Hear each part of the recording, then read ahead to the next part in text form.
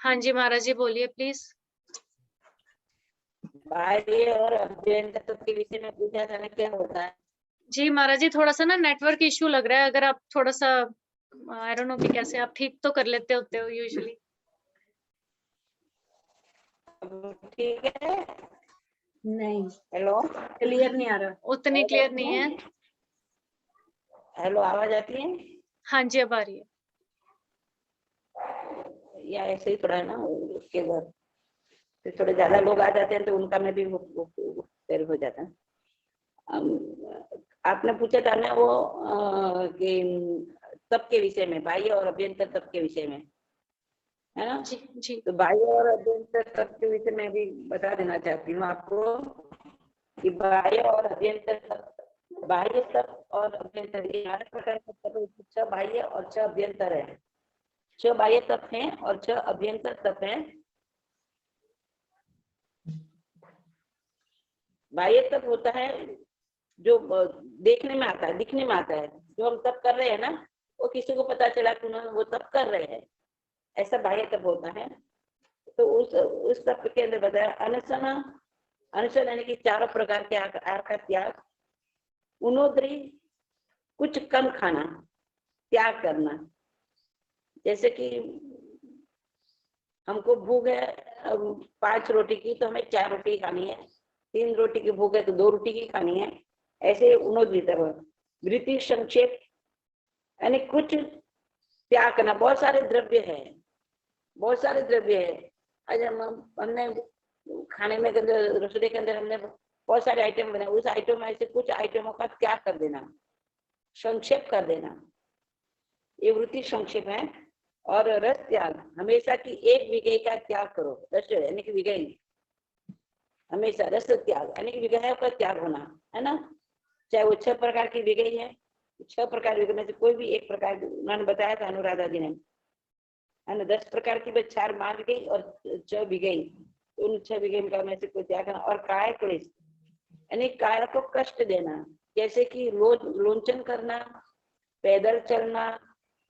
जैसे हमको सर्दी लग रही है, बहुत ठंडी लग रही है, तो हमको 2 ब्लैंकेट उड़ने की इच्छा है, तो एक ब्लैंकेट का ही प्रयोग करना।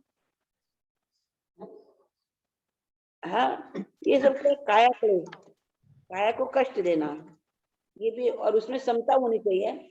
जैसे कि बहुत सारी गर्मी है, गर्मी है, अब तो हम तो एसी के बिना नहीं रह सकते, तो उस समय हमें काया को सोचना है, और उस समय हमें काया को जो कष्ट हो रहा है उसके अंदर हमें संभाव रखना है।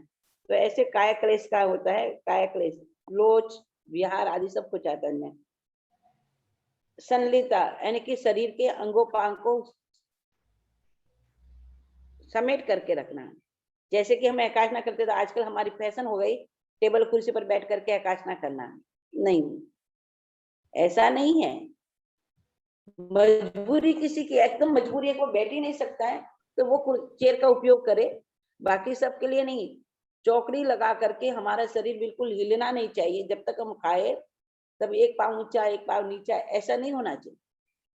शरीर के अंगोपांग को नहीं हिलाना, यानी कि उनको संलीन करना, यानी कि संकोचित करना।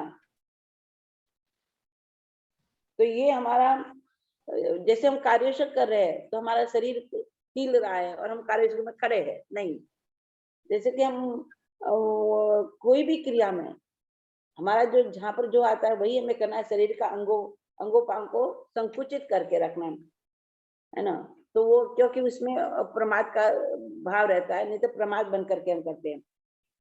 अभी जो ये है हमारा अभ्यंतर तप है ना। अनशन, उनोद्री, वृत्ति संक्षेप, रस त्याग, काया क्लेश और संलिता, ये बाह्य तप 6 प्रकार का है। और अभ्यंतर तप भी 6 प्रकार का है, वो भी बताया। प्रायचित, विनय, व्यावच, स्वाध्याय, ध्यान और कार्य शक्ति। प्रायचित यानी कि जो जो भी हमारे पाप जो प्रतिक्रमण करते हैं, ऐसे तो हमें प्रतिक्षण जागृत ही रहना है, फिर भी छद्मद अवस्था में प्रतिक्षण पाप हमको लगता ही है, तो हमें उसका प्रायचित करना है। प्रतिक्रमण करते हैं जो बहुत सारे पाप है, जो गुरु के पास जाकर के उसका प्रायचित किया जाता है, पश्चाताप किया जाता है और उसका कम से कम हमें वर्ष में एक बार तो जरूर प्रायश्चित करना ही करना चाहिए। जो कैसा भी पाप हो, कैसा भी पाप लगाओ, गुप्त से गुप्त पाप भी गुरु के सामने जा करके हमें प्रकट करके उसका प्रायश्चित अवश्य में करना चाहिए। विनय, देव गुरु धर्म का हमें विनय रखना, सम्मान रखना। जो हमारे घर में वडील है उनका भी ये दिखते नहीं है, ये लोगों को बताने के लिए नहीं होता, ये गुप्त चीज है, अभ्यंतर चीज है। हमें विनय, बोल वाणी का भी विनय है, मन का भी विनय और काया का भी विनय। काया से भी हमारे निमित्त किसी को दुख न हो, ऐसी हमारी कोई भी प्रवृत्ति नहीं होनी चाहिए। घर में जितने भी वडील है उनका, हमारे यहाँ तो बड़े और छोटे, बड़ा प्रति पसाय के लघु प्रति भी विनय आदि, अरे छोटों के प्रति भी विनय करना। साधुपने में तो गृहस्थीपने में भी वही बात है, छोटा हो के बड़ा हो, हमें उसका विनय, सद्मान, सम्मान, मान सम्मान तो हमें करना ही करना है। वाणी से भी करना है, मन से भी करना है और काया भी करना है। मान लो कोई तपस्वी आत्मा है, वो छोटा है तो क्या हुआ, उनमें गुण है ना तप का, हम उनका विनय करें, उनकी सेवा करें, उनकी भक्ति करें। कोई बीमार है, अब छोटा है तो ऐसे थोड़ी उसके वो बीमार है तो हमको नहीं है तो मेरे से छोटा है, मैं उनकी सेवा कर, मैं तो मेरा तो साधुपना बड़ा है, ये नहीं चलता। हमें उनकी करना है। ग्लान तपस्वी बाल, ग्लान तपस्वी वृद्ध, इनकी सेवा हमें करनी ही करनी है। विनय, उनका विनय हमें हर समय विनय सम्मान भी करना है। हमारे बोलने से कहीं उनको ठेस न पहुंचाए, इसका हमें ध्यान रखना है। व्यावच सेवा करनी, भक्ति करनी, उनको सुख उपजाना। ग्लान तपस्वी बाल और वृद्ध की सेवा करनी। ऐसे नहीं, आजकल की फैशन हो गई है, बुड्ढों की सेवा कौन करे। ये तुम्हारा सबसे बड़ा ये गुण जो है ना, इतने ही गुणों को प्रकट कर देता है व्यावच। व्यावच ऐसी चीज है जो अंदर के पड़े हुए जो गुण है, जो प्रकट रूप में नहीं अप्रकट रूप में है, उनको भी वो प्रकट कर देता है। इतना बड़ा विनय व्यावच, जिसको हम कहते हैं अप्रतिपाती गुण है, वो एक बार प्रकट हो जाए तो हमारा जीवन का उजागर हो जाता है। तो विनय व्यावच तो हमें अवश्य में, जो भी हमारे घर में वडील है, जो भी हमारे घर में देव गुरु धर्म का तो करना ही करना है, गुरुओं का तो व्यावच करना ही करना है। साथ में जो वडील है घर के अंदर, उनका भी हमें बड़ा मान सम्मान रखना है। हमारे व्यावच से हमारे शरीर में साता वेदनीय कर्म पैदा हो, सुख मैंने साता उपस्थित किया है, साता वेदनीय कर्म होता है, पुण्य और प्रकट होता है, असाता वेदनीय कर्म का क्षय होता है। तो इस बात का हमें पूरा ध्यान रखना है। आज वर्तमान में बड़ों का आदर सम्मान बहुत घट गया, हमारे यहाँ बहुत घट गया। बड़े तो हमें अच्छे ही नहीं लगते, बड़ों के साथ रहना ही अच्छा नहीं लगता। नहीं, बड़े तो छत्र छाया है, उनकी छाया में हम जितने रहेंगे, जितने हम करेंगे, उतने ही वो हमारे लिए बन के रहेगी। कल्प वृक्ष की छाया के नीचे बैठते हैं तो हर एक प्रकार की मनोकामनाएं पूर्ण होती है। वडील होते हैं हमारे कल्प वृक्ष की छाया है, उनके छाया तले हम रहेंगे तो निश्चित हमारा हर प्रकार की यादि व्याधि से मुक्त बनेंगे, हर प्रकार की इच्छाएं पूर्ण होगी। सज्जाय ध्यान स्वाध्याय, जो 5 प्रकार का स्वाध्याय बताया गया है, 5 प्रकार का, तो मैं 5 प्रकार का स्वाध्याय अवश्य में करना चाहिए। 5 प्रकार का ध्यान है, वाचना, पृचना, प्रावर्तना, अनुप्रेक्षा और धर्म कथा। ये 5 प्रकार का स्वाध्याय है। आपको अगर कुछ नहीं आता है तो जो भी हमारे धर्म कथानक है, 4 अनुयोग द्वार है, उन 4 अनुयोग द्वार में एक अनुयोग द्वार है धर्म कथा योग द्वार। तो अवश्य में उसका हम वांचन करें, स्वाध्याय करें। हमारे महापुरुषों के जीवन से हमें अनेकों प्रकार की प्रेरणाएं मिलती है, हमारी आत्मा के अंदर एक शक्ति पैदा होती है, हमारा ध्यान स्व अध्ययन में लगा रहता है। तो मैं अवश्य में स्वाध्याय, आप घर सूत्रों का अध्ययन नहीं कर सकते, आपको संस्कृत प्राकृत का नहीं आता है तो कोई बात नहीं, आप धर्म कथा करिए, अनुप्रेक्षा करिए, यानी कि जो सीखे हुए उसको बार बार परावर्तन करिए। तो इस प्रकार के 5 प्रकार का जो स्वाध्याय है वो भी अभ्यंतर तप है। और ध्यान, ध्यान आप समझ गए, हमें ध्यान अवश्य में करना है, आपकी ध्यान अपने का अवलोकन करना है। ध्यान से हमारी आत्मा की शुद्धि होती है। ध्यान एक ऐसी तप अग्नि है कि हमारे कर्मों को खत्म कर देती है, जला देती है। ध्यान अग्नि में जो होता है वो हमेशा अपने कर्मों की निद्रा करता है। इसलिए आर्थ ध्यान करना, आर्थ ध्यान रोटे ध्यान मत करते, छोटी छोटी बातों पर ध्यान करते हैं। आज हमारे ये हो गया, आज मेरे पेट में दर्द हो गया, सिर में दर्द हो गया, आज मुझे ये हो गया, आज मुझे खाना अच्छा नहीं लगे, आज मेरे घर वालों ने कहना नहीं माना, फलाना। इतनी छोटी छोटी बातों को लेकर हम आधे ध्यान रोधे ध्यान में चले जाते।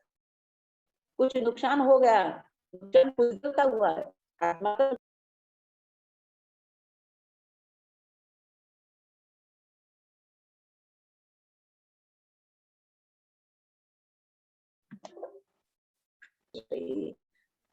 नेटवर्क चला गया, आ गए, चलो ठीक है। तो हमारा कुछ भी नुकसान हो गया तो हम रौद्र ध्यान में चले जाएंगे, है ना। ये सब नहीं, ये आर्द्र ध्यान, रौद्र ध्यान नरक और का बंद करता है। तो हमें बहुत सावधान रहना है, सजग रहना। आवाज आती है मेरी? आ रही है, थोड़ी सी हेलो, ब्रेक हो के आ रही है, बट आ रही है। वो आ रही क्या, वो नेटवर्क चला गया। हाँ, आ गया। तो हाँ, तो मैं छोटी छोटी बातों पर कोई भी, जैसे कि घर होता, परिवार में रहते हैं तो कोई कुछ कह भी देता है, किसी का हमको सुनना पड़े, तो हमें उसका आर्द्र ध्यान नहीं करना है। अंदर से आदृत नहीं बनना है, लेकिन दुखी नहीं बनना है। उसमें भी हमारा ही समझ करके हमें मन में प्रसन्नता का भाव प्रकट करना है। इच्छा पूरी, इच्छा के लिए हम बहुत तड़पते हैं कि हमारी हर इच्छा पूरी हो, हर इच्छा पूरी हो। ये हमारी तर्पण आर्द्र ध्यान है। परमात्मा तो इच्छा रोधन तप का है, तुम इच्छा का रोधन करो भाई, ये तुम्हारा तप है, सबसे बड़ा तप है ये। तो इसके लिए हमें आर्द्र ध्यान नहीं करना है, रौद्र ध्यान नहीं करना है। एकदम क्रोध में आकर के रौद्र ध्यान में भी नहीं जाना, ये नरक गति का द्वार है, नरक में जाने का सूचक है ना, अनंतानुबंधी का कारण है। तो मैं, इसने मेरे साथ ऐसा किया, मैं उनके साथ ऐसा ही करके रहूंगा। इस तरह से रौद्र ध्यान में चले जाना और उसके लिए खूब खूब खूब कषाय करना। ऐसा रौद्र ध्यान भी नहीं करना है। और धर्म ध्यान और शुक्ल ध्यान में रहना है। चलो शुक्ल ध्यान की स्थिति तो अभी हमारी नहीं बन सकती, लेकिन धर्म ध्यान में रहो। हम धर्म ध्यान में रहे, हर समय अपने ही आत्मा के ध्यान में रहे। सब अच्छे है, सब अच्छे है, नेत्रादि 4 भावना का ध्यान करो बस, है ना। तो ये अवश्य में अपने ध्यान रखना है। और फिर है कार्य, काया का उत्सर्ग करना, काया का त्याग करके हमें दिन में कम से कम दुखक्षय कर्मक्षय निमित्त का 10 लोगस का कौशक, 20 लोगस का कौशक, कार्योशक अवश्य में करना चाहिए, है ना। कार्योशक यानी कि लोगस का, लोगस पाठ से हम कार्य करेंगे तो काया का उत्सर्ग, उसमें हमें काया का ध्यान नहीं होना है, एकमात्र उसमें ही ध्यान रहना हमारा। तो कर्मक्षय निमित्त, दुख और कर्मक्षय के निमित्त हमें कार्योशक ध्यान करना है। वैसे भी आप कार्योशक कर सकते हो, कभी भी काय का उत्सर्ग करके, अनर्थ बोलते ना, पर अनर्थ उसेनम निसेनम खासेन चीनम झम भाइयेनम उड्डुएनम वायनि सज्ञनम भमलेपितुम अच्छाए सुहुमें अंग संचालें सुहुमें खेल संचालें सुहुमें दिप्ति संचालें एवं आई एहिम आगारहिम अब गो अविराय हुज्जम में काउस गो जाओ अरिहंतानम भगवंतानम नमुक्कारम न पारेमी ताव कायम ठानेनम मोनेनम ध्यानेनम अप्पान। कुछ आगार है उसके अंदर, अगर कुछ हो भी जाता है तो हम उसके कर सकते हैं, लेकिन हम काया का त्याग करके, काया का उसरा करके हम क्या करते हैं, ध्यान में, आत्म ध्यान में रहते हैं। तो ये हमारा कार्य सके। इस तरह से बाह्य और अभ्यंतर तप आपके समझ में आ गया होगा। शॉर्ट में बताया मैंने, ये हमारा बाह्य और अभ्यंतर तप आप करते रोज, लेकिन बाह्य तप अकेला कर्म निर्जरा नहीं करेगा। मैं आपको ये भी कह देती हूँ, ठीक है सकाम कर्म निद्रा होगी कोई मतलब नहीं होता। जो हमें देवलोक का सुख मिल जाए उसके क्या है। ताम्रलिप्त तापस ने 60,000 वर्ष तक आंबिल तप किए। इतना 60,000 वर्ष, और वो भी कैसे, चावल धो धो करके पी करके ही आंबिल किया, आंबिल तप किया, कोई भी प्रकार का रस नहीं। तो ऐसा तप करने वाली आत्मा जिससे उनको मोक्ष मिल जाता, इतना अच्छा तप किया था, लेकिन इसको मोक्ष नहीं मिला, वो कर्म निर्जा नहीं कर पाए, देवलोक का सुख मिला। तो ये क्या, देवलोक का सुख वो भी क्या, वहां पर तो आर्ध ध्यान रोध ध्यान सब कुछ है भाई, वहां पर भी तो संसारिक सुख भोगना वो सब कुछ है भाई, वहां पर भी तो लड़ाई झगड़ा सब कुछ है। तो फिर वहां वो देवगति का क्या बोला, हमारा का तप कर्म निजरा वाला हो, कर्म को निर्जित कर दे और आत्मा को शुद्ध बना दे, वो तप हमारा है। वो ये 12 प्रकार का तप है, और 6 बाह्य और 6 अभ्यंतर। अभ्यंतर तप बाह्य तप हो या ना हो, मान लो शारीरिक चिंता के कारण, शरीर की क्षीणता के कारण आप में ये शक्ति नहीं है कि मैं अभ्यंतर तप बाह्य तप करूं, लेकिन अभ्यंतर तप तो हमेशा करते ही रहना चाहिए। बाह्य तप के साथ अभ्यंतर तप जुड़ता है तभी कर्म निर्जरा होती है, ध्यान रख लेना। बाह्य तप के साथ अभ्यंतर तप जुड़ता है, उसको उसके साथ रहता है तो ही, अभ्यंतर तप के साथ बाह्य तप जुड़े या ना जुड़े, लेकिन अभ्यंतर तप के साथ बाह्य तप के साथ अभ्यंतर तप अवश्य में जुड़ना चाहिए। बस इतना है। मंगल पाठ सुना की प्रभु। आज हमारे यहाँ पर 18 अभिषेक है, पर मेरे को था कि चलो रोज तो बता देती हूँ मैं आज। ठीक है, थैंक यू महाराज जी। किसके मन में शंका तो नहीं है? किसी के मन में कोई क्वेश्चन है तो पूछ सकते हैं।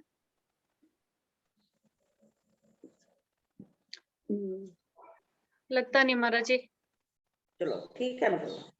मंगल पाठ सुनाते। नमो अरिहंतानम, नमो सिद्धानम, नमो आयरियानम, नमो उभचानम, नमो लोय सबसानम, ऐसो पंच नमोकारो सब पाप पनाशनो मंगलानम च सपेशिन परमं हवे मंगलम वत्सगरम पासम पासमंदामेकम गणमुखम विसर विसर निन्नासम मंगल कल्याण आवासम विसर फलिं मंत्रम करते भारत जोशिया मनो तत्सगरमय दुःख जराजंती व संकित उदरे मंत्रो तुझ्यपनामी पुढे लक्ष्मी तुझ्या पावंतीना दुःख दोघचम तो समतल चिंतामणि कप्पपाय उभये पावंती विघ्नं दिवार मरण ठाणं ये संतो मायस भक्ति वर्णि वर्णयेन तादिवदित्य बोहि भवे भवे पास दिन चंद मंगलम भगवान वीरो मंगलम गौतम प्रभु मंगलम स्तुति भद्रा जय जैन धर्मोस्तु मंगलम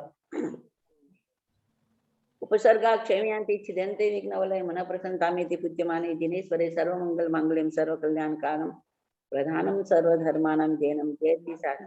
जो भी आपके साथ जुड़े हुए हैं, जो भी भाग्यशाली आपके साथ जुड़े हुए हैं, एक मैं बात जना कि हमें जीवन में एक बात का ध्यान रखना है कि हम किसी के लिए भी गलत शब्द का प्रयोग नहीं करेंगे और हम किसी की भी निंदा नहीं करेंगे। जो भी आपके ग्रुप में जितने भी जने जुड़े हुए हैं उनके लिए ये हम किसी की निंदा नहीं करेंगे और किसी के लिए भी पहले तो दुचिंतन ही नहीं करना, किसी का अच्छा ही सोचना है, तो भी आपकी ये हीलिंग ये आपकी फास्ट काम कर जाएगी। और दूसरे किसी के लिए भी गलत शब्द का प्रयोग हमें नहीं करना है।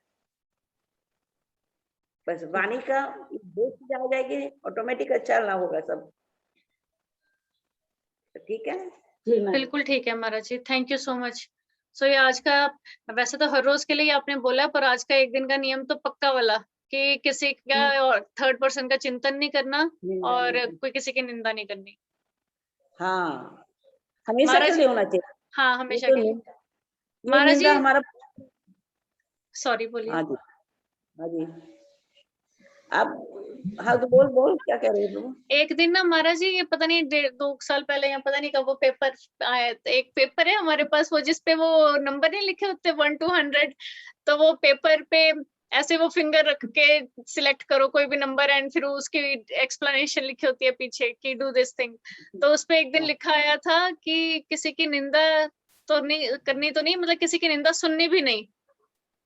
बिल्कुल तो वो करो या बहुत ही अच्छा वर्क कर गया, वो ऐसा दिमाग में बैठ गया, वो काफी देर मतलब ऐसे चलता ही रहा कि फिर और फिर यूनिवर्स इतनी हेल्प करता है, वो भी मैंने देख लिया साक्षात, कि मतलब धीरे धीरे धीरे धीरे माहौल ही ऐसा बन जाएगा कि कोई आपसे बुराई करने वाली कोई बात करेगा ही नहीं। फिर मैं इससे एक बात कहती हूँ, अगर ये दो छूट जाएगा, निंदा सुनना और निंदा नहीं करना, तो फिर हमारे पास क्या होगा, एकमात्र परमार्थ की ही बात होगी।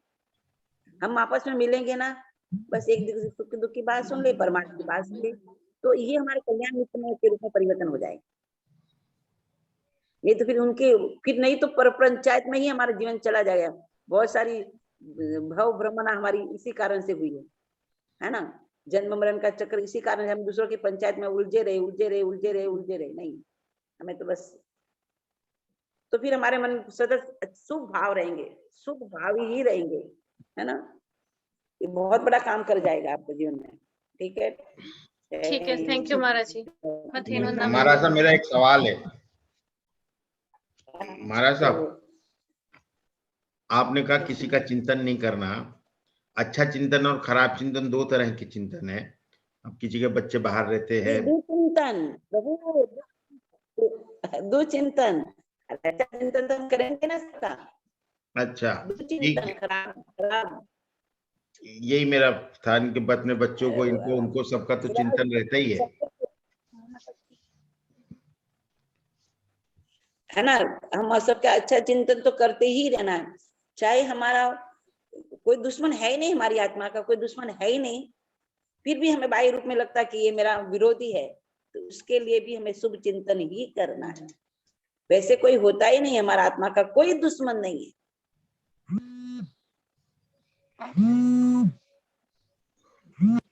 ठीक है महाराज साहब। हाँ बोल दी तो।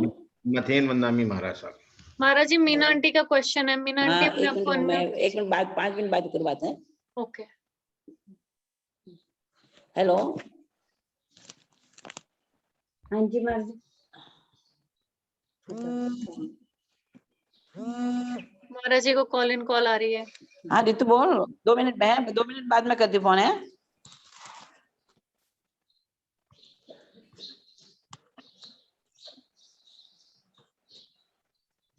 किसी का फोन आ गया बीच में। चलो, और सब ठीक है प्रभु।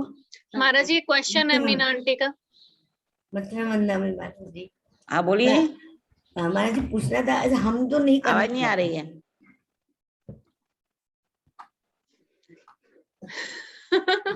आंटी वहीं पे रहना, अंदर आ जाते उनके दर्शन करने। महाराज जी इतना पूछना था कि हम तो नहीं निंदा करना चाहते, वो सामने वाला व्यक्ति करता है तो उसको कभी कभी सुनना भी पड़ता है, तो उसके लिए क्या करें?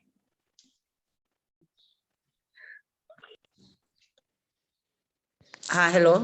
हेलो, हाँ जी। हेलो, हाँ जी बोलिए। महाराज जी उनका क्वेश्चन ये है कि ऐसे कोई सामने वाला कोई किसी की अपने दिल की बात जैसे कुछ करता है तो वो भी सुनना चाहिए या नहीं सुनना चाहिए? अलग है, दिल की बात वो अपने अपना दुख कहे ना, वो दूसरों की निंदा के रूप में। सॉरी महाराज जी, आंटी का क्वेश्चन था कि अगर सामने वाला कोई निंदा कर रहा हो किसी की, वो तो बिल्कुल गलत है, उसमें हम क्यों बेर बार बने पा, यही तो हमारा दुख का कारण है, फिर हमारे माइंड में वही जाएगा। वो अभी नहीं तो रोकू कैसे? उनको नहीं, हाँ वो दुख क्या है, उनका शारीरिक कोई दुख हो, मानसिक जैसे उसको मानसिकता की कोई ऐसी बीमारी हो, या मानसिक कोई ऐसा विचार हो, वो प्रकट कर, वो एक बात अलग है। जैसे कि वो आज मेरे परिवार में ऐसा हो गया ना, फलाने ने मेरे को ऐसा कह दिया ना, वो ऐसा करता नहीं, ये सब निंदा नहीं प्रभु, क्या करेंगे। किसी और की निंदा कर रहा है और हम उसे रोके कैसे उसको? नहीं रोकना नहीं प्रभु, बस ठीक माफ करो, बस ये नहीं, अच्छी बात कहो ना उसको, कहो अब अच्छी बात कहो ना मेरे को, बस। भले अपनी बेटी भी आकर के ससुर सासू की निंदा करे तो वो भी नहीं सुनना है, नहीं बेटा वो अच्छी ही है, तो उसको देखने का नजरिया बदल दे। एग्जाम्पल के तौर पर कह रही हूँ कि भाई मान लो आपकी बेटी आपके ससुराल से आई और कह दिया मम्मी मेरी सासू मेरे को ये कह दे, नहीं बेटा तू देखो देखने का नजरिया बदल दे। वो नजरिया बदलेगी ना तो ऑटोमेटिक उसको सासू भी अच्छी लगेगी, देरानी भी अच्छी लगेगी, जेठानी भी अच्छी लगेगी, नलन भी अच्छी लगेगी, पति भी अच्छा लगेगा। देखने का अपने नजरिया होता है उसमें ही, वो अपने को नहीं सुनना, उससे क्या होता है को प्रोत्साहन मिलता है। हाँ वो है, महाराज वो जी कभी प्रोत्साहन कभी देगा, वो आगे जाकर के और उसकी निंदा के पुष्ट हो जाएगी, भाव उनके पुष्ट हो जाएंगे, और को सुनाएगा, और को सुनाएगा, और को कहेगा नहीं भाई तो कट कर देंगे, तो उसका वो कट हो जाएगा कि नहीं मेरी ये बात सुनने के लिए कोई तैयार नहीं, तो ऑटोमेटिक उसको उसमें धर्म का बोध देना बस। महाराज जी कभी कभी कोई ऐसी व्यक्ति रहेगी जिसे हम नाम ही नहीं कह पाते और सुनना भी हमें नहीं है, तब क्या कर सकते हैं? आप उसमें अपने धर्म ध्यान में लग जाओ, ओंकार मंत्र का स्मरण करो, मन में अपना स्मरण चालू कर दे, हाँ बस उसको। ठीक है, ठीक है प्रभु, ठीक है, धन्यवाद माता जी।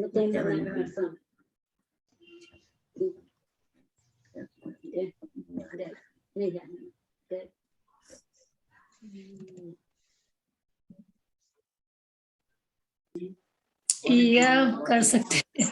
ओके, अगर आपको कंफर्टेबल है। मैं आपको बोलूंगी, आप कर देना।